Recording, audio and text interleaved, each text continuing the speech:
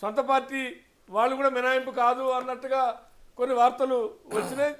ఆ, మన మీ మాజీ ఎమ్మెల్యే లింగయ్య గారిని కొంతమందిని కూడా దానికి పిలిచారు అనేటువంటిది విన్నాం.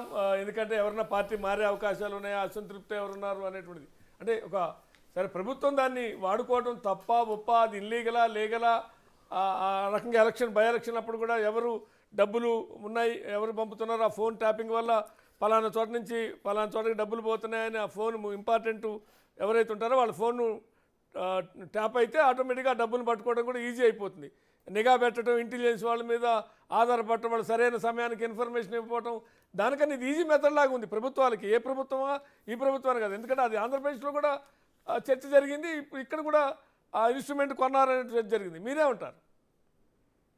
ఇప్పుడు కేంద్ర రాష్ట్ర ప్రభుత్వాలు అసాంఘిక కార్యక్రమాలను అడ్డుకోవటానికి, లేకపోతే తీవ్రవాద చర్యల్ని అరికట్టడానికి, ఈ దేశానికి ముప్పు వాటిల్లే ప్రమాదం ఉన్నప్పుడు వాటిని అరికట్టడానికి చేస్తున్న ప్రక్రియ భాగంలో ఇటువంటి అవకాశాలు ఫోన్ ట్యాపింగ్ కానీ పర్మిషన్ తీసుకొని చేసే అవకాశాలు ఉన్నాయి.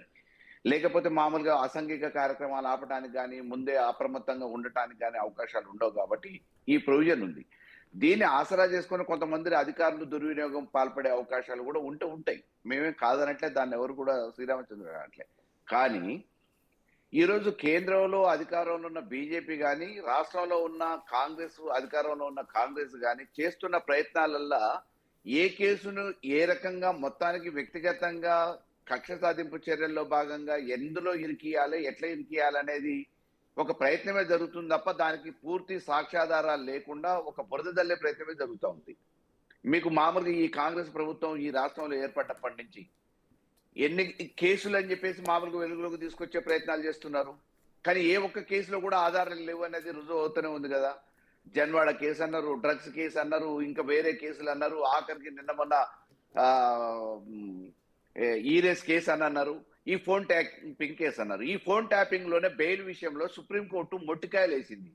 ప్రాథమికంగా విచారణలో మీరు కనీస సాక్ష్యాధారాలు కూడా ఇంతవరకు ప్రొవైడ్ చేయలేకపోయారు. ఒక వ్యక్తిని లోపల పెట్టడానికి ఆధారాలు ఇంతవరకు ఇవ్వకుండా మీరు ఎన్ని రోజులు వాయిదా వేసుకుంటా బెయిల్ ఇవ్వకుండా అడ్డుకుంటారు? అదేదో ఒకటి తేల్చండి అని చెప్పి సుప్రీంకోర్టు మొట్టికాయలు వేసి మరి బెయిల్ ఇచ్చింది. ఇప్పుడు ఈ ఫోన్ ట్యాపింగ్ కేసులో తిరుపతి అన్నకి, అది కూడా అత్యున్నత న్యాయస్థానం సుప్రీంకోర్టు. అదే రకంగా లిక్కర్ కేసులో అరెస్ట్ చేసిన కవితమ్మకి ఇచ్చిన బెయిల్ మీరు ఎన్ని రోజులు లోపల పెడతారు? ఎటువంటి ఆధారాలు లేకుండా వ్యక్తిగా మీరు ఇబ్బంది పెట్టడానికి ఎందుకు ఈ ప్రయత్నాలు చేస్తారని చెప్పేసి మొట్టికాయలేసి న్యాయస్థానం బెయిల్ ఇచ్చింది.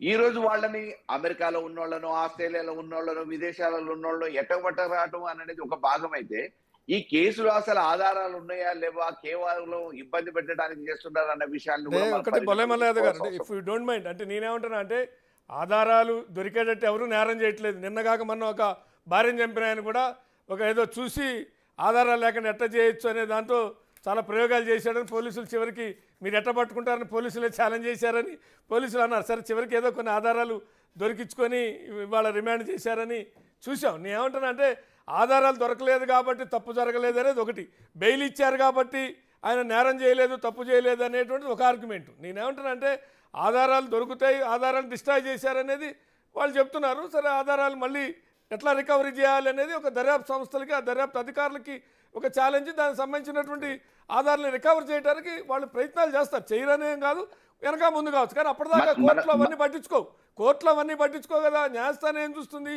ఇప్పటి వరకు ఉన్నటువంటి కేసు దాని పొజిషన్ దృష్టిలో పెట్టుకుని బెయిల్ ఇవ్వచ్చు. బెయిల్ ఇస్తే నేరం జరగలేదు అనేది ఒక భాగం అంటున్నా.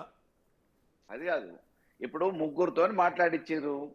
అని నేనేమంటాను, డౌట్స్ అడుగుతా. ముగ్గురితో మాట్లాడించినా నేను డౌట్స్ అడుగుతాను అంటున్నా. డౌట్స్ అడగద్దంటే కూడా అడగను. నేను పూర్తయినాక అడగండి. నేను మళ్ళీ పూర్తి అయ్యాక టైం సరిపోదని ఉద్దేశంతో మధ్యలో అడిగా.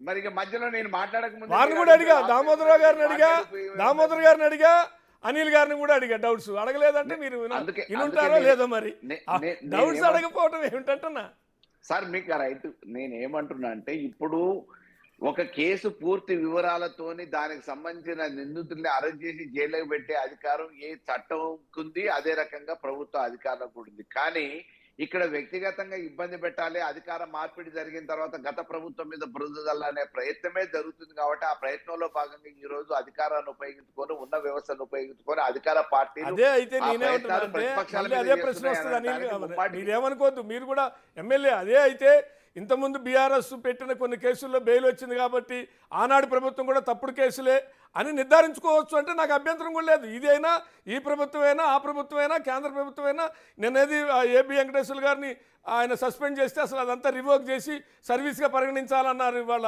ఆ ప్రభుత్వం. నేనేమంటున్నా కాబట్టి నేనేమంటున్నా అంటే అది అది తప్ప ఒప్ప అంటే ప్రభుత్వాలు తీసుకునే నిర్ణయాలు అధికారులు అమలు